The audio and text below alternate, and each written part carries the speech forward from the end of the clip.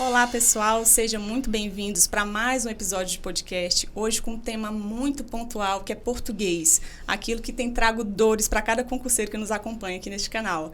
Hoje a gente está com duas convidadas lindíssimas, a Amanda, que é nossa aluna queridíssima aqui do preparatório da Asa Sul, e a professora Kilma Passos, que está com a gente há muito tempo, né, Kilma? Já de anos caminhando conosco, especialista nessa parte de português. E é uma honra ter vocês aqui conosco, Obrigada.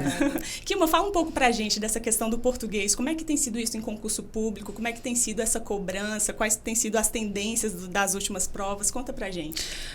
Oi, gente. Bom dia. Professora Kilma Passos, conforme foi apresentado, né?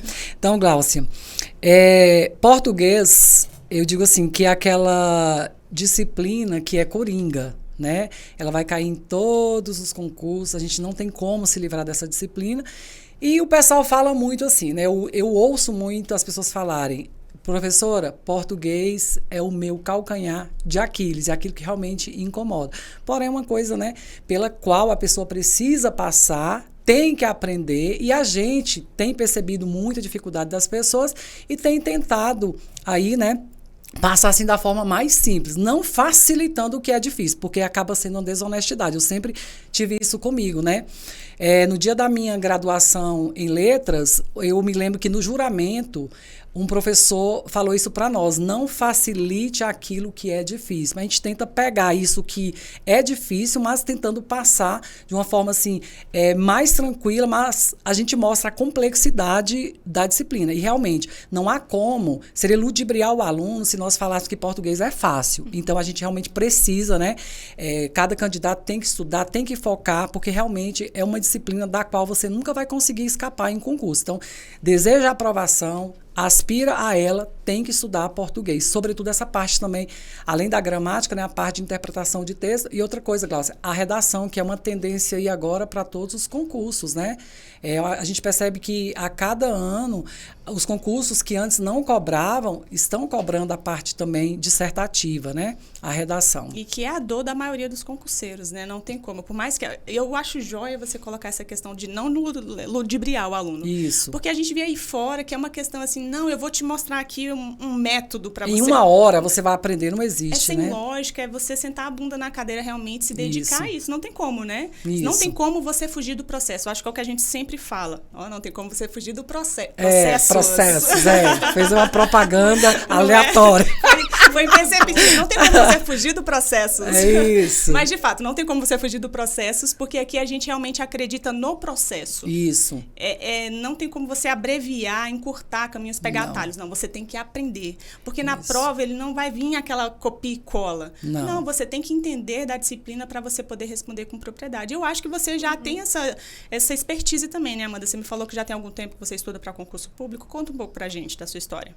Olá, gente. Me chamo Amanda. Eu sou engenheira civil, cérebro de exatas.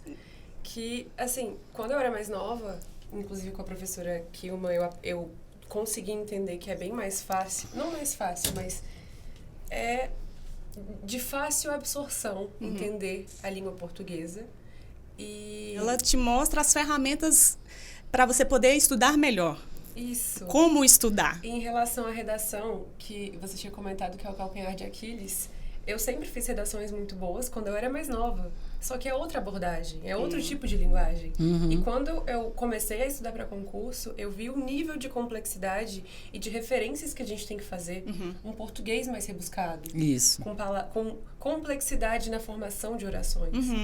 Então, quando eu vi aquele monstro enorme e a professora começou a desmontar e falar, não é um monstro, é muito simples, você faz dessa forma que você vai conseguir mais pontuação por causa desse tipo de estrutura.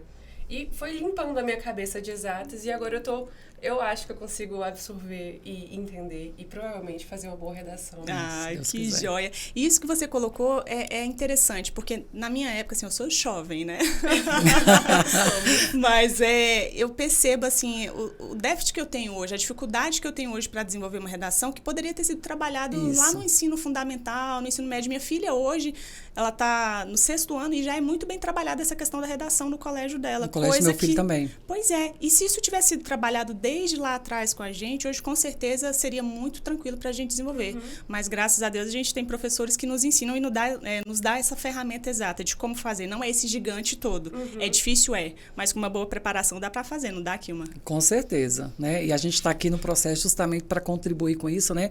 E é muito gratificante, Gláucia, quando a gente encontra alunos até na rua e as pessoas falam, professor, eu fui fazer a prova tal, parecia que a senhora estava falando comigo na prova e a linguagem era a mesma e a gente conseguia, e muitas vezes assim a gente começa a direcionar aqui, né, no curso, a gente começa a direcionar e muitas vezes a gente consegue acertar até o tema que cai na redação, a gente vai apontando para uma coisa, apontando para outra ali de acordo com a realidade do edital e a gente consegue muito isso, né? E como você falou, a gente conversando aqui antes de começar a gravação, né, Amanda estava falando sobre a questão, assim, de o quanto a mãe dela exigia, os pais, né, na verdade, exigia que ela estudasse. Então, projetavam a Amanda para estudar. Naquele momento, ela achava-se muito ruim, porque com certeza ela queria estar fazendo outras coisas, né? Só que ela foi condicionada a fazer isso e hoje, até quando você conversa com ela, você vê que é diferenciado. Hoje você né? ama, né, Amanda? Pessoa que estudava mais, uma pessoa que lia mais, isso faz toda a diferença.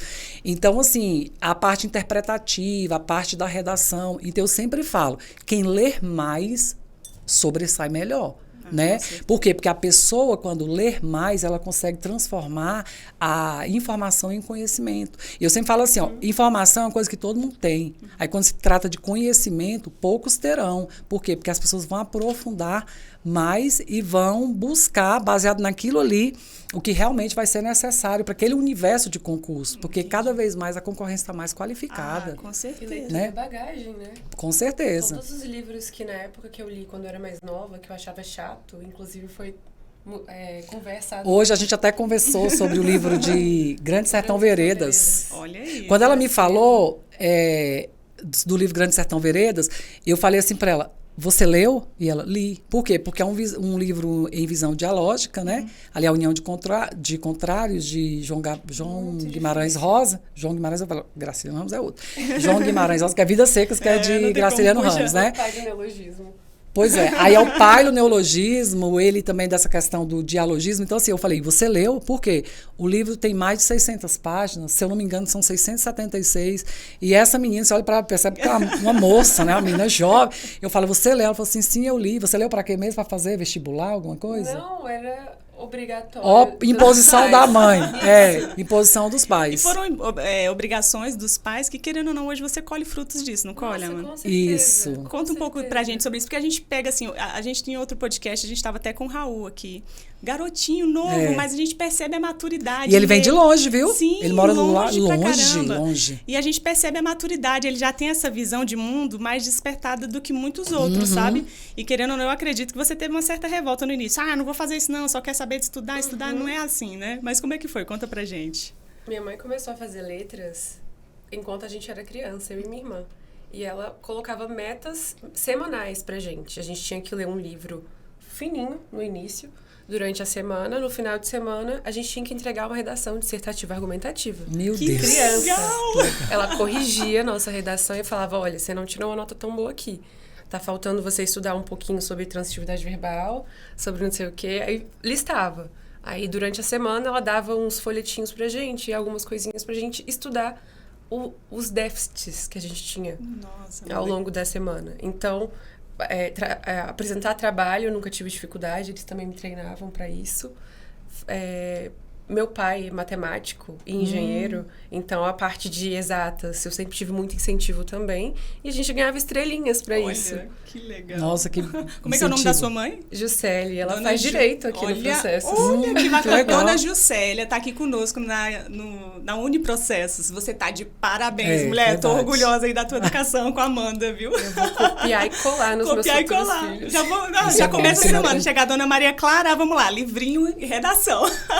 Pega livrinhos mais tranquilinhos para ela no início. Porque também não pode se historinhas. tornar maçante, né? Porque é o que a gente costuma falar dentro dessa dinâmica de como estudar. Que eu acredito que você deve ter já uma rotina de estudos mais assídua.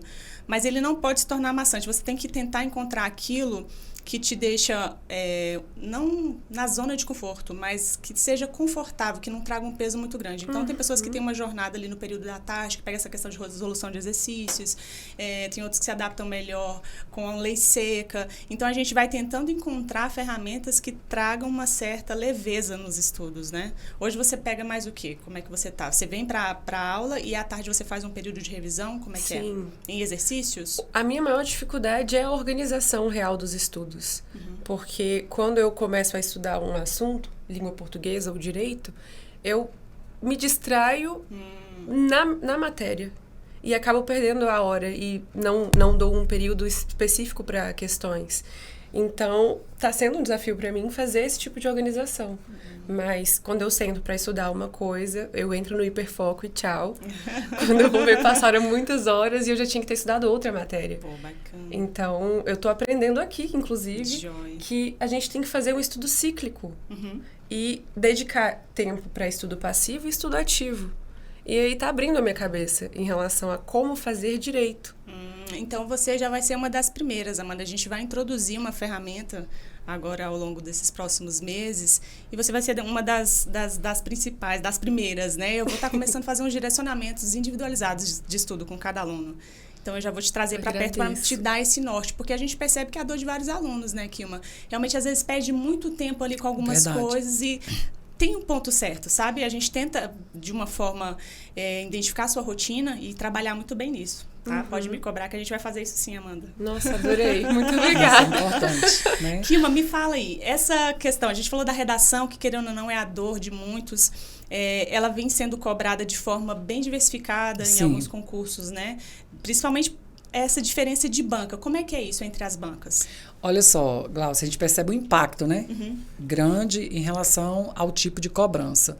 Então, assim, a gente vai citar, por exemplo, a Quadrix, né? A Quadrix é uma banca que cobra aquele texto que é dissertativo, expositivo. Normalmente, tá? O texto dissertativo expositivo é aquele que ela coloca ali, que a gente chama de proposta roteirizada. Aquela proposta que vem com o tema e depois vem com os tópicos, que a gente chama de aspectos. Então, assim, esse tipo de texto, o aluno tem que ter consciência de que ele vai ter que responder a cada tópico na ordem e na íntegra. Esse tipo de redação roteirizada, o aluno não tem liberdade, o candidato, né, não tem liberdade para poder criar a tese dele. Ele vai ter que responder ali conforme o examinador está propondo. E tem que ser na ordem e na íntegra, né? E nunca deixar de apresentar o tema. Então, ele vai responder aquelas perguntas e já não tem aquele objetivo de ele criar a tese, a sua própria tese. Eu sempre falo assim, ó, o tema vai ser igual para todo mundo. Só que a tese, cada um vai criar a sua. Tanto é que não pode, né, haver tese igual, porque senão ele vai constituir, ele vai constatar, né, que foi constituído ali um plágio. E plágio, de certa forma, é um crime. E então, assim, a argumentativa, eu penso assim, que o ponto meio que negativo é que a pessoa vai ter que criar a sua tese e vai ter que defendê-la. Defendê-la com argumentos contundentes, coloca ali argumentos de autoridade, cita ali uma fonte de credibilidade. Eu sempre falo muito na questão da Constituição Federal. Professor, na área de educação fala da LDB. Na área ali do direito, da área policial, pode falar do Código Civil. Tem que citar uma fonte, se for o Detran, coloca o Código de Trânsito brasileiro e por aí vai, né? Que é o CTB. Então, assim, é esse tipo de texto que é cobrado nessa banca. Aí, quando você vem para a IADES também cobra muito esse tipo de texto, que é o texto roteirizado. Porém, lá na conclusão, ela joga como se ela quisesse uma proposta de intervenção, como as redações do Enem, né? Então, é um texto que ele fica meio misto. É como se ele fosse um texto dissertativo, expositivo, só que ele dá uma mesclada como se fosse o argumentativo, porque você tem que propor ali, na conclusão do texto, né? Quem vai fazer para solucionar? Porque, normalmente, ela passa um problema. Né? Quem vai fazer, o que vai fazer para resolver e como vai fazer. Então, não é simplesmente falar que os governantes têm que criar leis mais... Eles falam um termo, leis mais eficazes, mais, né, eficientes e tal. Nós temos que falar que leis são essas, o que deve ser. Você tem que apresentar uma solução para o problema, né? Aí, quando você vai, por exemplo, para o SESP também é um modelo...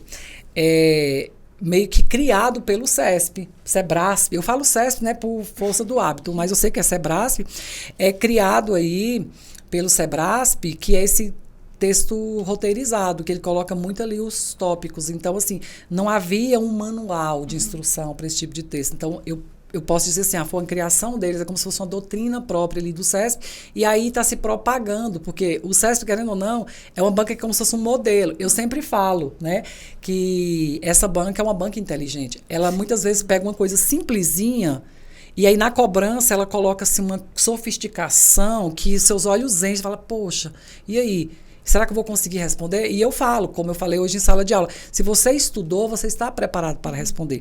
A desvantagem é que você não pode se arriscar, porque Sebrasp, né, é uma banca que uma errada elimina uma certa, dependendo ali do certame, do contrato ali licitatório com a instituição, 2 erradas eliminam uma certa. Acontece isso também, né? Que é a banca mais temida, assim, né?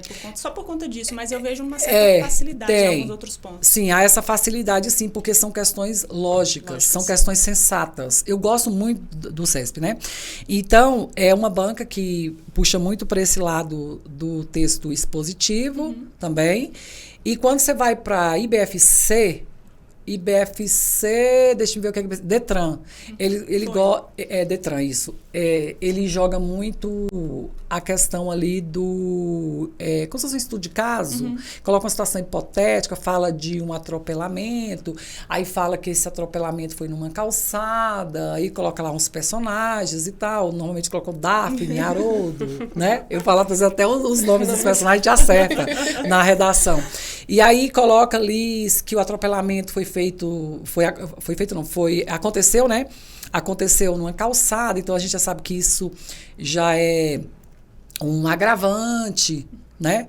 E aí pode ser numa faixa de pedestre, que também é outra agravante. Pode falar também que a pessoa estava embriagada. Então eu sempre falo para os alunos de carreira policial, estude as leis. Estude a lei seca, né, quando se trata desses concursos que envolve acidente de trânsito e tal, porque certamente vai ser nisso, né? Tanto é que a gente acabou acertando aí o tema da redação. Eu acho que vocês estão andando com uma bolinha de cristal, assim, pra ser bem sincera. É porque a gente começa a estudar a banca, né? E a gente acaba acertando muita coisa. É que ela acerta mesmo. Acerta! Os alunos até brincam, como é que pode? A gente tem uns aulões de revisão, que normalmente a gente faz um pouquinho antes da prova, e assim, é muito assertivo. Ela fala, pá, vai cair. Isso em todas as disciplinas. E as meninas, vocês estão com alguém muito influente lá dentro. Não é. É justamente por serem especialistas da área. É isso que talvez os alunos não tenham essa dimensão. Às vezes falam, não, vou estudar de uma outra forma. Em casa eu dou conta. Não. Tanto o presencial, isso varia muito da sua facilidade em absorção, tanto presencial quanto online, que a Kilma também gravou esse curso online aqui pra gente, tá na nossa plataforma para quem quiser está bem atualizado, né? Justamente, cursos atualizados e, querendo ou não, traz essa expertise. Como é que você vai saber que a banca tem esses detalhezinhos estudando sozinho? Não tem como. Então, é para isso que a gente tem nossos especialistas aqui que entendem perfeitamente como é que funciona essa cobrança, mostra a particularidade de cada banca, como é cobrado isso diferentemente em cada uma, para justamente trazer essa aprovação. Pois é. Aí, assim, de tudo, Glaucia, você fala, a banca mais temida é o SESP pela questão de uma errada eliminar uma certa, né? Só que quando se trata da cobrança, da organização dos enunciados, das questões em si, eu falo assim que é a FGV, né? É igual aquele ditado que diz assim, Deus criou o concurso público, o diabo com inveja criou a FGV. Não é assim? Para poder deixar FGV o povo assim. Só que o problema a vantagem, né? A vantagem da FGV é que uma errada não elimina uma certa. Isso. Porém, a complexidade. Você tem que ficar tentando, assim, entrar na mente do examinador.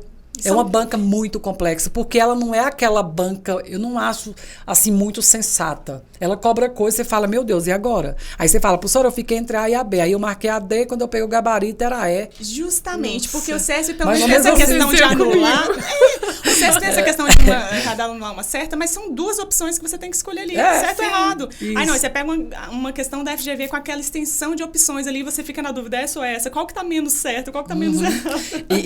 E outra coisa, Glaucia, só pra gente não quebrar muito assim a questão da prova da FGV, ela tem batido muito na tecla da questão de semântica. E eu sempre falo assim, quando eu falo de semântica, a gente está falando de sentido, né? Então, eu falo muito assim, ó, gente, a questão mais fácil que existe para o examinador elaborar é a questão da semântica. Porque ele vai ao dicionário, por exemplo, ele pega ali no dicionário a palavra copo. Ele fala assim, eu vou verificar no dicionário qual a estrutura semântica de copo que é totalmente desconhecida. Ninguém vai saber Olha o que só. é. Aí lá nós temos, na segunda constatação, nós temos mais de 393 mil palavras. Aí ele vai lá, daquele dicionário todo, ele pega uma lá que você não conheceu. Então, assim, a mais fácil para ele elaborar, porém, é a que mais causa possibilidade de você errar. Porque você não conhece. Pra você errar, não é pra você acertar. É, não. justamente, né? Então, eu estava fazendo umas questões aí da banca e ela jogou lá a palavra propalada. Aí você fala, mas o que é propalada? É divulgada, disseminada. De propagar, né? De propagar. É, Olha não aí, sei se tá você já vendo? viu como é que o padre... Tá afiada você, hein? Ó, não sei se você já percebeu que na Igreja Católica, quando vai batizar ou quando vai benzer, ele vem espargindo a água. Assim, é um aparelhozinho assim, que há uns espaçozinhos assim, aí vai saindo aquelas gotinhas de água. Aí ele colocou espargida na prova. Nossa. Entendeu? Aí ele queria uma que não fosse a estrutura semântica de propalada. Aí, por exemplo, propalada pode ser espargida, pode ser disseminada, pode ser... Eu falei propagada? Estou falando agora. Era propalada. Primeiro. Aí vem propagada, disseminada, divulgada. Aí você tinha que marcar uma palavra que era rebulsada. Onde é que você vai acertar Deus. isso? Essa daí eu não Não é? consegui Então, captar, rebulsada. O que é rebulsada? É quando você oculta. Então, é o contrário, é o sinônimo. Quando você propaga, você divulga. E quando você rebulsa alguma coisa, você está ocultando. Mocosando. Então, é isso, Glaucia, que a gente percebe a necessidade de aquela pessoa que está se preparando para concurso, ela abrir mão de muita coisa, ler mais, estudar mais. Porque à medida que você vai lendo, você vai percebendo palavras desconhecidas e, consequentemente, você vai buscar a estrutura semântica dela e só vai enriquecendo seu vocabulário. Sim. Então, a semântica é muito cobrada e vai te ajudar em todos os sentidos. Em todos os Né? sentidos. Aí você aumenta a possibilidade de você acertar a questão. Que nem na aula de hoje que a senhora falou uma palavra muito diferente, que eu nunca tinha escutado. Era Arquilexema. Ai, meu Deus, eu nem dou conta de Nossa. pronunciar isso. Arquilexema. Aí, por causa da bagagem que eu tenho, o arque vem de arquitetura. Aí não, ela falou arque de arqui-inimigo, de ser muito, muito alguma Superior, coisa. Superior. o maior. Aí lex, eu já puxei pro léxico. De gama de palavras. Isso, estrutura de palavras. Isso. E aí, quando somou, assim, o significado dos pedacinhos da palavra, eu falei, nossa, faz todo sentido essa palavra. Pois Aí, é. de primeira, deu um susto, assim. E com certeza para muitos não teria nenhum tipo de significado. Tá vendo a questão, a bagagem que você tem? Faz toda Tem a que diferença. ler. Isso. E assim, eu achei bacana essa ideia de ter uma aluna, né, presente no nosso podcast. Por quê? Porque o que a gente fala aqui, há alguém para constatar. Então, assim, uma coisa que eu sempre falo para os alunos, é melhor pecar pelo excesso do que pela falta. E, pelo amor de Deus, não reclame quando eu passar algo diferente para vocês. Porque vai ser nesse diferente que vocês vão fazer a diferença na prova. Nossa, olha aí. Eu acho que você pode até repetir essa frase que Eu inventei você agora. Tá inspirada. Tá muito inspirada essa mulher. Eu inventei essa agora. Pois é, porque quando eu passo algo diferente, por exemplo, a Amanda, que já vem estudando há algum tempo, provavelmente... A gente dá até o exemplo da garrafa e do copo, né? Isso mais na interpretação de texto, que sempre vem nos editais da FGV, já que a gente está falando da FGV, que é uma banca mais, né, temida. Então, por exemplo, se eu pegar aqui uma garrafa d'água e pegar um copo, eu vou falar que tanto a garrafa d'água quanto o copo são recipientes. Aí, se são recipientes, eu tenho uma estrutura maior. Aí eu chamo de hiperônimo, porque, ó, hiper, maior. Aí, se eu for pegar aqui a garrafa e falar assim, ó, isso aqui é uma garrafa, isso aqui é um copo, eu estou especificando cada recipiente desse, dando o nome mesmo adequado, né? Aí eu já tenho o quê? O hipônimo, que é a estrutura menor. Aí eu falei, ó, gente, se falar hiperônimo, que é estrutura maior, igual a gente deu exemplo de drogas, né? Calçado, recipiente, tudo, recipiente é o lugar onde se armazena alguma coisa, qualquer coisa, né? Aí, se cobrar hiperônimo, qualquer pessoa pode acertar isso aqui que esteja estudando aí há pouco tempo. Vamos colocar um ano aí, né? Coloca pouco tempo, mas depende muito da qualidade de estudo, né? Há 6 meses, acerta. Agora, se pegar esse hiperônimo e jogar arquilexema, que é sinônimo, a mesma coisa, pouca gente vai acertar. E eu falo para eles, você vai fazer a diferença. Justamente. Você vai fazer a diferença. Isso. Então, a tendência aqui, o nosso compromisso é que o aluno seja aprovado, né, Glaucia? Então, assim, que a gente continue ouvindo, olha, professora, não só eu, como a equipe toda, porque é uma equipe bem sólida, né? Que todo mundo vem escutar isso, que o aluno, quando abrir a prova, ele venha se lembrar, ele venha escutar a nossa voz ali na hora, que é isso que é o interessante. E é engraçado essa questão do escutar a voz, realmente. A gente tem relatos de vários alunos, eu tava lá fazendo, escutava aqui uma falando no meu ouvido. Eu escuto direto. Eu falei pra você que eu encontrei um aluno na igreja. Foi. Eu até falei o nome dele, caso ele nos assista, o Tiago, né? Porque no dia eu perguntei. Eu saindo da igreja, e aí uma pessoa me esperou, assim, bem na porta, e falou, oi, professor, eu posso falar com a senhora? Eu falei, pode, não sabia nem quem era. Ainda bem que ele já falou, falou professor. Sabe por que eu não sabia quem era? Eu só sabia que era aluno. Porque ele teve um aulão, processo de águas claras. E ele falou assim, olha, eu queria te agradecer, porque eu tive um aulão com a senhora na véspera da prova da PM, no processo de águas claras, e eu passei na PM. Passei dentro do número de vagas. Nossa, e as suas aulas delícia. foram importantes. Então, isso para mim, né, claro que a remuneração é uma necessidade que a gente tem, mas assim, não há algo mais prazeroso do que isso, porque o aluno ir lá para a prova e ouvir realmente a voz da gente. Não tem preço. Não. Você sente que faz a diferença na vida do aluno. aluno. Não tem, e realmente, né? Faz. Dos professores, eu ouvi muito isso, essa questão de... A gente faz com amor, né, Glaucia? Que Sim, a gente... com certeza. E a diferença tá nisso, Kilma.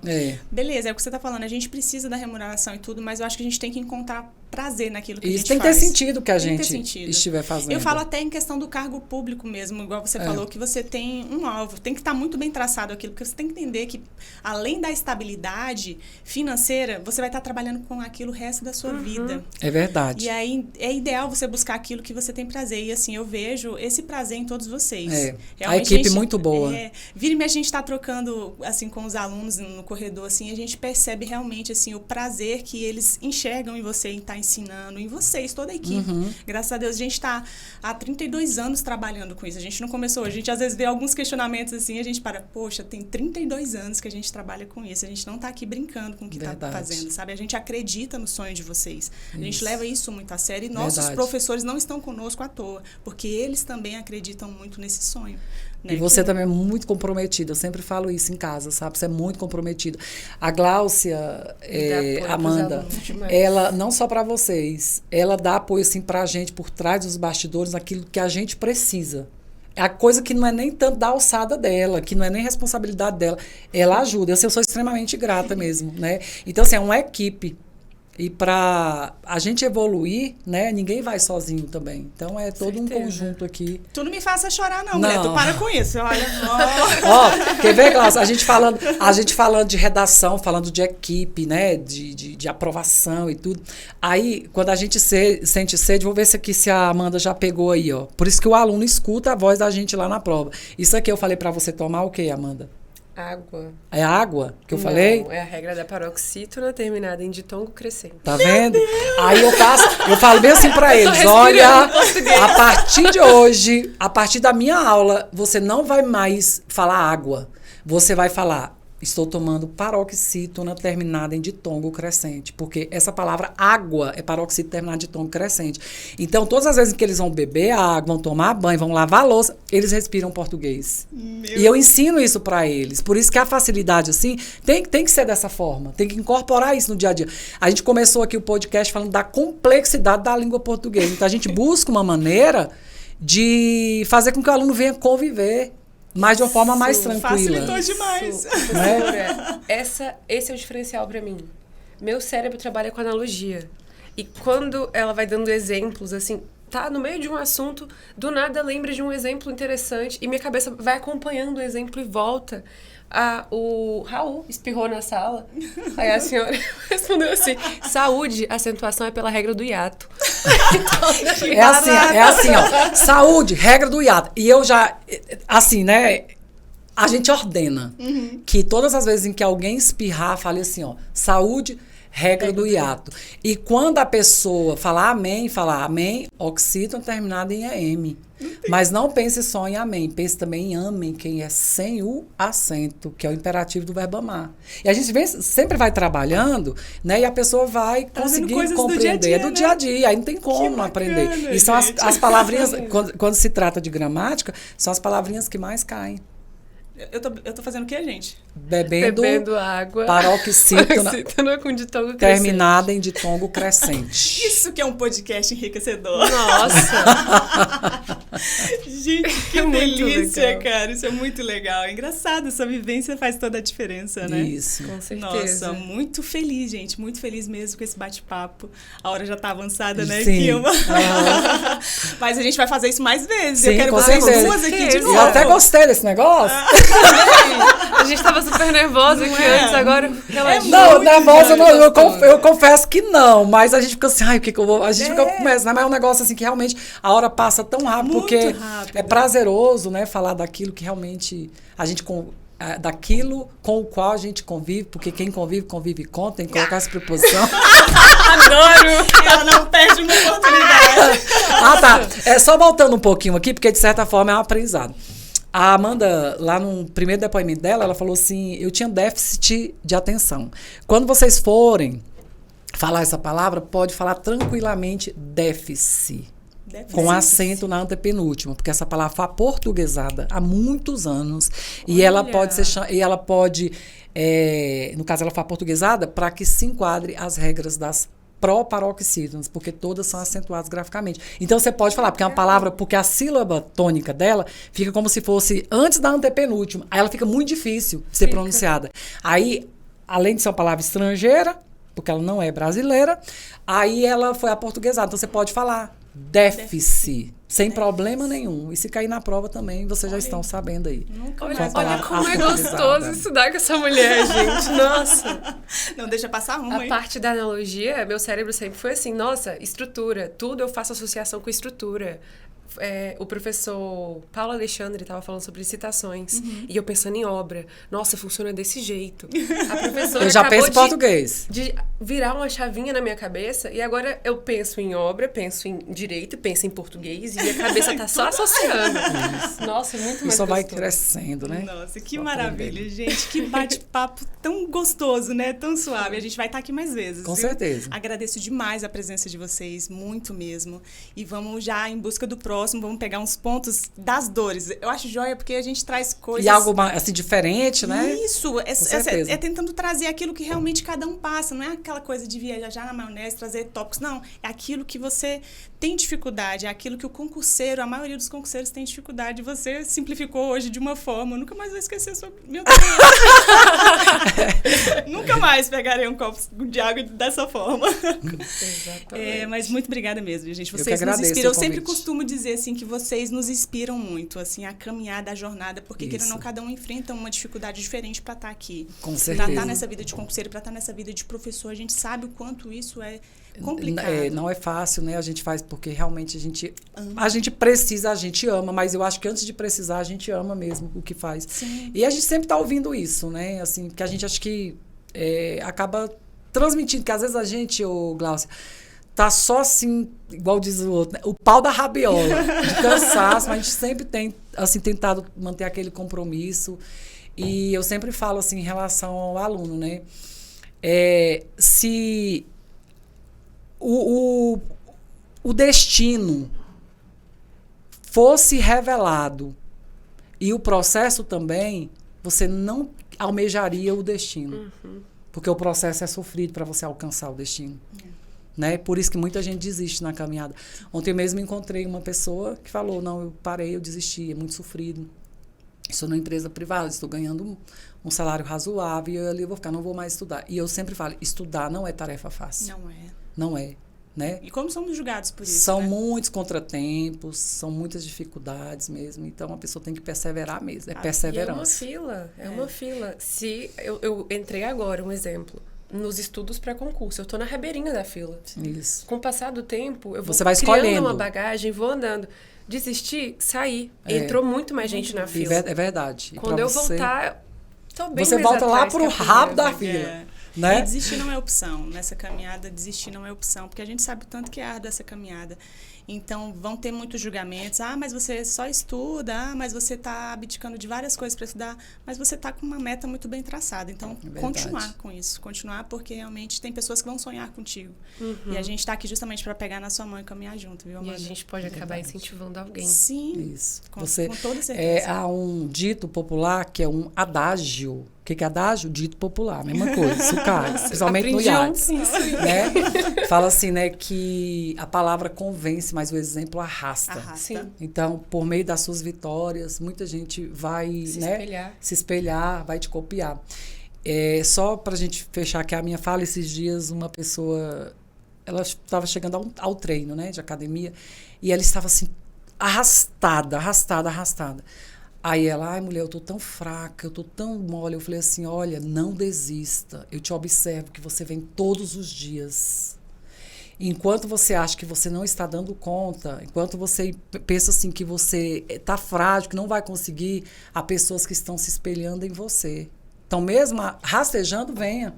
E ela falou, sério? Você me vê assim? Eu falei, vejo você como exemplo. Olha aí. De assiduidade, de perseverança. E ela, ai, mulher, isso até me animou. Então eu vou entrar. E entrou e foi lá fazer o treino dela. Entendeu? Então, assim, e é isso. A gente é observado todo o tempo, né? É verdade. Sim. Eu acho que eu era essa moça aí da academia, viu? Eu tô achando. Ontem, na força do ódio, você vai na lá força do fechando ódio. a academia meia-noite. E hoje, 6 horas da manhã, eu tava lá de novo. Eu falei, eu vou. Eu descobri também há pouco tempo que eu fui essa pessoa que arrastou as amigas pra academia, mesmo sem chamar pra academia. Eu sempre fui todos os dias, bonitinho. Às vezes ia 2 vezes pra fazer um cardio, quando eu tava muito estressada de estudar, dor na coluna e tal. E aí, eu me machuquei, lesionei. E não fui uma semana. E recebi tanta mensagem. Cadê a Amandinha dos treinos? Como é que eu vou treinar se você não foi hoje? Tá eu não sabia que eu influenciava A positivamente. gente não Mas pensa, isso. né, que a gente influencia tantas pessoas. Somos observados a todo momento. Verdade. Então, vamos fazer a diferença. Vamos continuar fazendo a diferença. E é isso, pessoal. A gente está aqui finalizando mais um podcast. Nós estamos disponíveis em todas as plataformas de áudio e de vídeo. Então, nos acompanhem. Deixe o seu like, realmente, porque são conteúdos bem direcionados para você, acreditando que a gente, de alguma forma, vai contribuir com toda certeza na sua caminhada, viu? Então, siga-nos para mais conteúdos como esse, com essas lindezas aqui, tá? Um forte abraço. Até logo. Tchau. Tchau. Tchau, gente. Bons estudos!